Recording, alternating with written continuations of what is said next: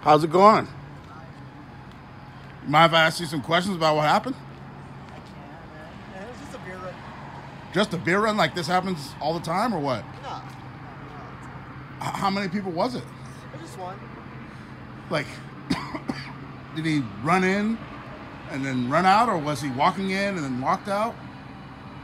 He walked in and told me he was going to do it. What? What did he look like? Oh, God, dude. Probably like Hispanic, late 20s. So,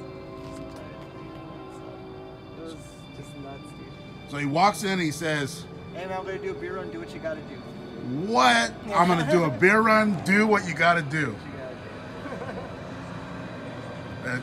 That's pretty ballsy. I mean, It is, man. It is. I was like, wow, okay, cool. Whatever works. I didn't stop him. You know, we're not allowed to stop him. You know. Okay. And, you know, can't get near him or anything like that. Yeah, it was crazy, man. wow. Yeah, so I was sitting at that like little concrete, whatever you call it, right over there. Yeah. And I was like asleep, but I guess kind of like dozed off, like half asleep. Yeah. So when the cops came, one of them, like they had parked over here, and then one of them walked that direction over to that concrete thing over there where I was sitting. Yeah. And I guess for a split second, he thought maybe I was involved, and he asked me a couple questions. And then he's like, at the very end of the questions he asked, he goes, "Did you see the guy or the people that did the beer run?" Yeah. And at first I thought he was messing with me. I'm like, a beer run? Because I just, you know, for some reason when he said it, it just never occurred to me that something like that would happen here. I know, man. I never really thought. I mean, I've been here for a little over 2 months, man. And it's been, you know, especially with like the police station down the street.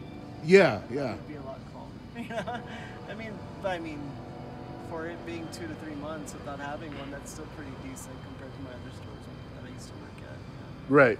So I used to get one like maybe 2 or 3 times a week. You know what I mean? Easy. But this is not too bad. But yeah, we still have to call them just for insurance purposes and stuff.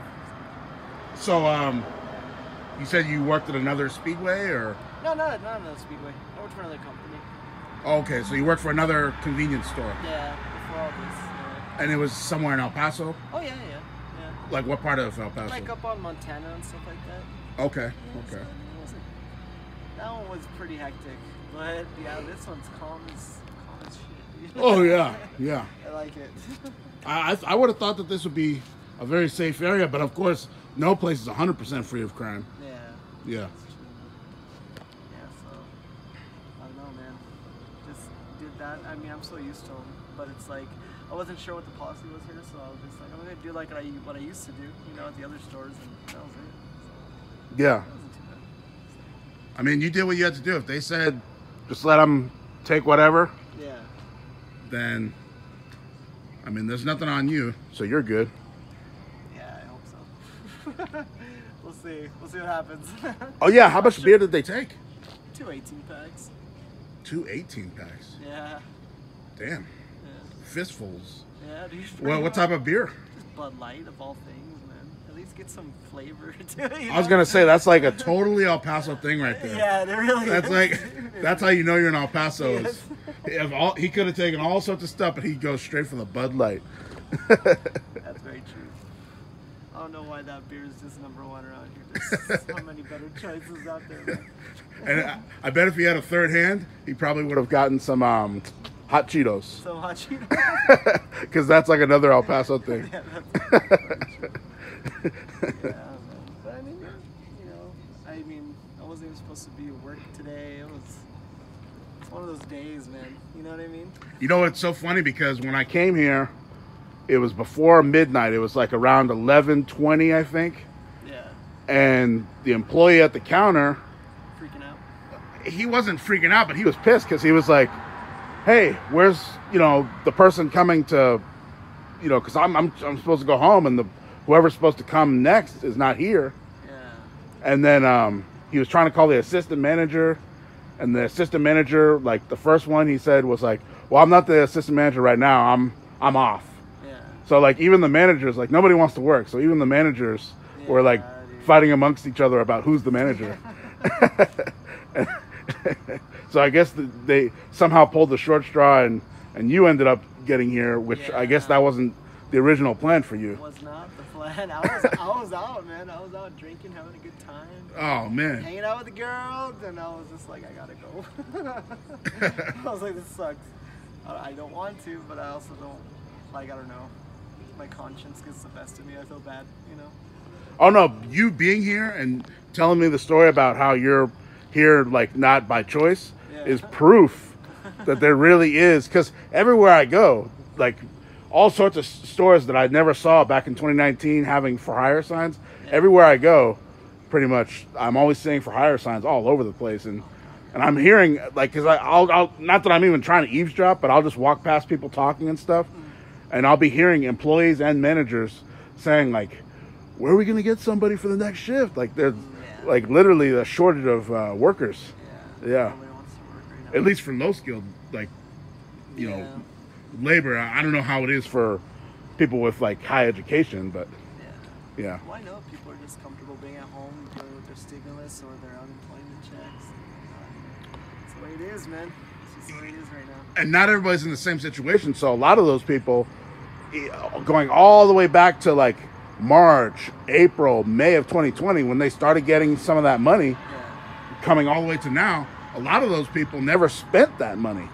So a lot of those people like saved that money, might have even had savings from before, and then maybe they got like an extra skill, or who knows what their situation is, but they definitely don't have to come back to work anytime soon, because things are different now. Especially in El Paso, like, I don't know, like what the first $1,200 one that I got, I was unemployed for like 2 months, and the first check I got was able to, I lived just fine with those 2 months, you know what I mean, with those $1,200 and stuff like that, you know. Right, it wasn't too stressful, so it was nice, no complaints. Yeah, I mean, if someone, especially if they have like their car paid off and they live with family where they don't have, you know, because I mean, a lot of places in the country, you know, people live by themselves and they have to pay like almost all their money to rent.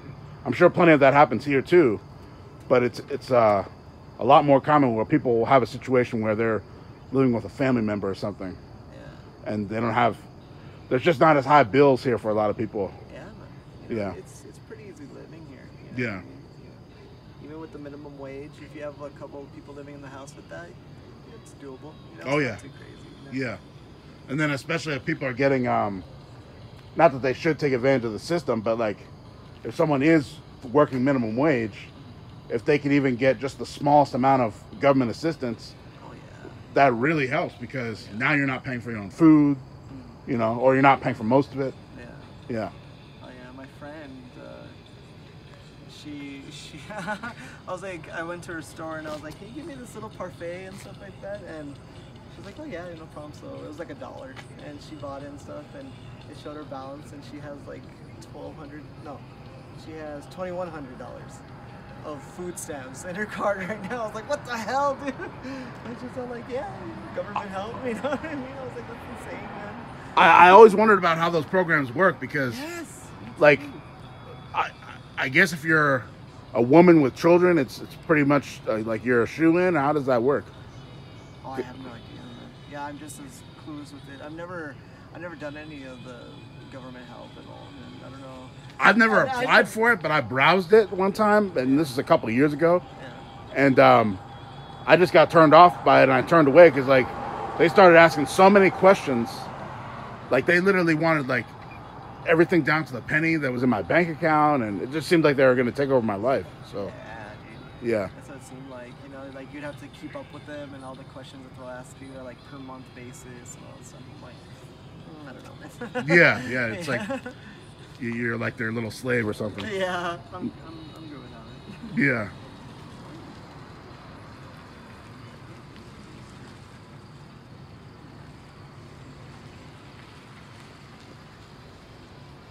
Anyway, I'm gonna stop being nosy and let you get back to your Little break. yeah, your vaping and your break. Hey, brother. Cool. The only reason I was being nosy right now is just because of what happened. Oh yeah. Yeah. No, I get it. Otherwise, I wouldn't be, you know, because I know that's kind of awkward. So, yeah, Oh yeah. No problem. cool, man. Anyway, my name's Andre. Andre, yes, I know. I remember you. Oh, you do? Oh yeah, you come by the store a couple times. So. Yeah. See, the thing is, and it's nothing personal, but now I have this nice big speedway up where I live in Horizon. Oh yeah, the new one. Yeah. Oh, And I mean, my gas up there is cheaper, and yeah. they've got like a little seating area, and like it's just like They have a, everything, dude. oh yeah. Everything. Like they have like fresh donuts, pizzas, you name it, man. Everything. Not only that, but even when I walked in for the first couple weeks, there'd be a guy handing me literally these coupons. Like I'd be getting free hot dogs, and I still have some of them. Like, A lot of customers bring them over here, and I'm like, I'm sorry, it's been that look. yeah, And I'm yeah. like, we don't have that. We're an old store, dude. Oh yeah, this is. I mean, not, it's still a speedway, but this is nothing compared to the one Horizon. Oh yeah, dude. Yeah. They wanted me to work up there. I was like, no, okay, that's too much, man. I like it here. It's like I said, it's quiet and. Oh, you live down here in the Lower Valley? Oh yeah, dude. Like Yeah. 2 miles up, real close by. Right. Yeah. That's why I'm always usually the one they call for. Yeah. To do some covers and stuff. So I'm like, all right. Yeah, that makes sense. All right, Mister. Well, thanks for I'm Ian, by the way. Oh, Ian. Okay. Well, I'm glad that nothing. I mean, the beer run thing is crazy, but I'm glad that there was nothing like, you know, it could be someone who's like literally a violent, real crazy. It always could be a lot worse. Exactly. That's what I was trying to I say. wasn't robbed or anything, just by beer. You know what I mean? Which is, it's all doable. Let them take that shit, and if they get caught, I get in trouble for 2 18 packs, man. That's so stupid. That's, and I love how you said, well, he walked in, he said, I'm going to do my beer run, do what you got to Do do. what you gotta do. Yeah. And I was like, I was in the mood for a fight today, but I was like, nah, man, I'm gonna be cool. It's company policy. I'm not gonna whip your ass right now. Wow. But no, yeah, just stayed calm and cool, and I was like, okay.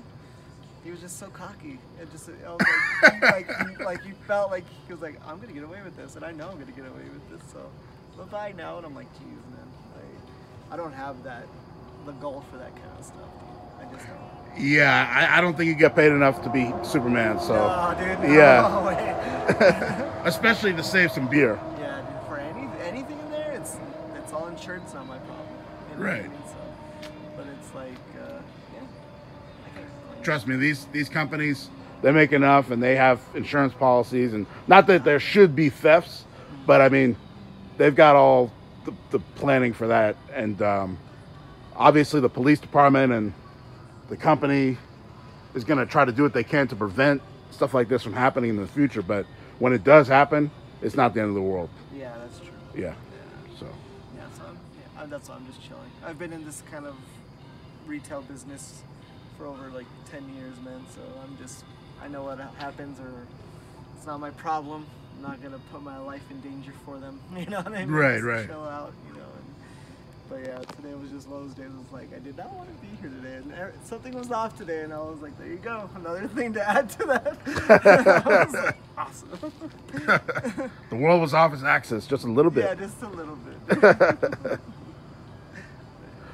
But anyway, Ian, like I said, I'm going to leave you alone, let you do your thing. Awesome. I appreciate you talking to me and talking to my people. Oh yeah, Andre. Anytime, man.